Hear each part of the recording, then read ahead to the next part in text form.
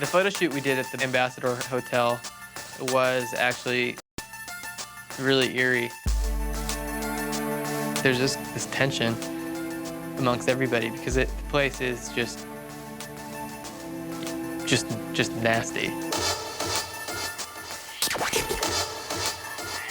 Gradually, as we were there, you hear more and more stories about this was where such and such was assassinated and they pulled the body into this kitchen that you're now taking photos in. One of the guys who was doing security for us that day, he was telling us that he grew up in a house with poltergeists and that this place was definitely haunted. Love it. Whether he was just trying to spook us or not, that wasn't cool. Once we kind of moved into the hotel, the whole point was just to scare the crap out of each other. For us, if a photo shoot isn't dangerous, it's not a good photo shoot. Some people were scared. There's the old lady. You hear that? She's going up. Ding dong, bang, bang, bang. There was a time at the end of the day when we were all in the elevator and Chester was talking about what had happened earlier, something that spooked him a little bit earlier. Yeah, party elevator. I think there's music. Listen to the music. There's no music. That was weird. There was music and it said going up. Just as he said it, the elevator stopped. Oh. Oh.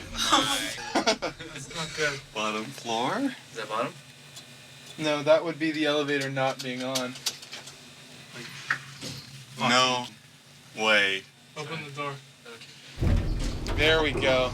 Whoa, you got that on tape, right? Yeah. They did it again. It's a power thing. Scary. Oh. Now, mind you, there's nobody else in this hotel who would have stopped the elevator. It was complete coincidence, or it was something very weird going on. Okay, so everybody's freaking out about the elevator, right? I'm gonna keep it kind of quiet right now. But there's a little switch in it. It's an on and off switch. You toggle it, it just stops the elevator. You know, riding down, everyone's telling ghost stories. Blow! There's now a ghost in the elevator. Thank you very much.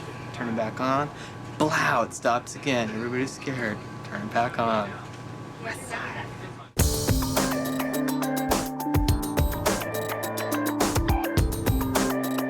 I wasn't nervous about going back to recording the album at all. I was more eager than anything to just create something new.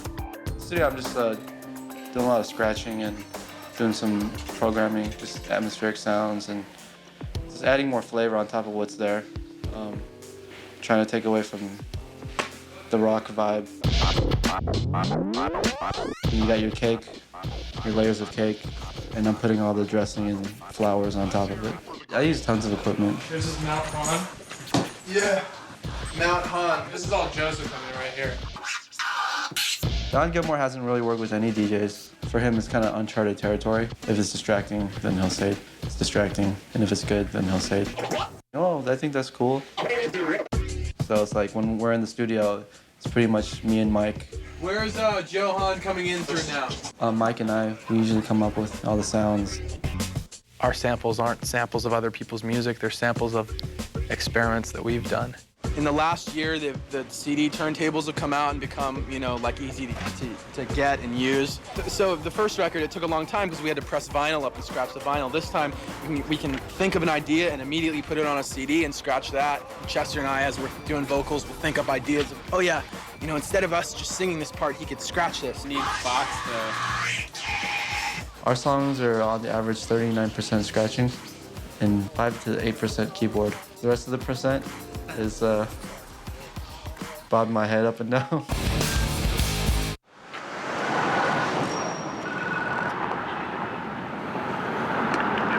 Hey, it's Mike.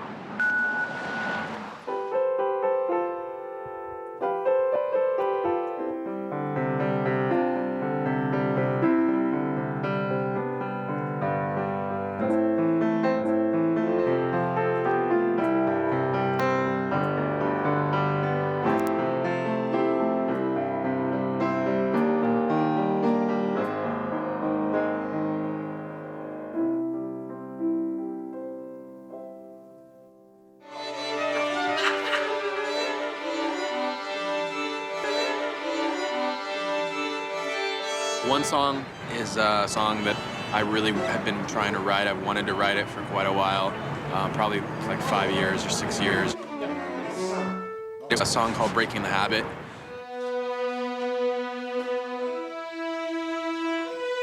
Don was listening to the keyboard strings, and he said, you know, what would sound really great is if we could do those strings live.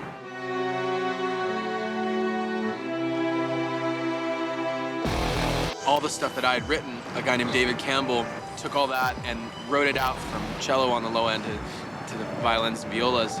He played it once through, and then David told us that he had a couple of variations on it. We mixed them all together and actually overlaid them, so the 10 people now sound like 40 people.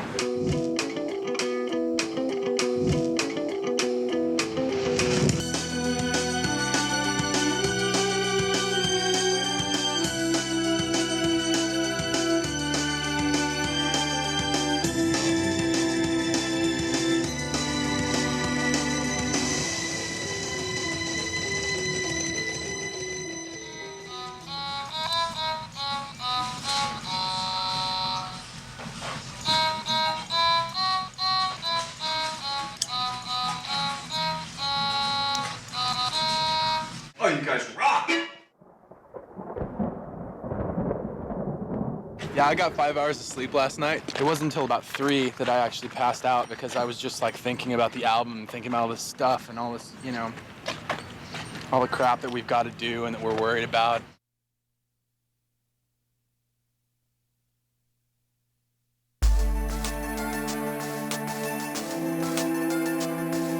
Taking 8 months off and coming in to do a record, I'm like, am I gonna be as good as I was? Can I do what I want to do in my head?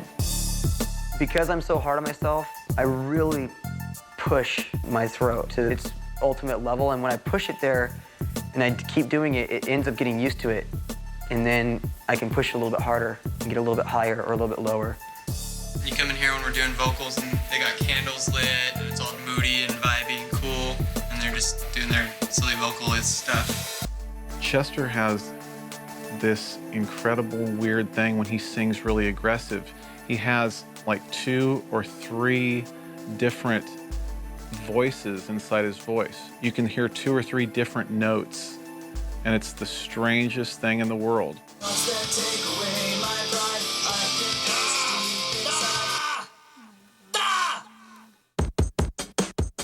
I like writing stuff about just real life emotion, just stuff that happens to people every day.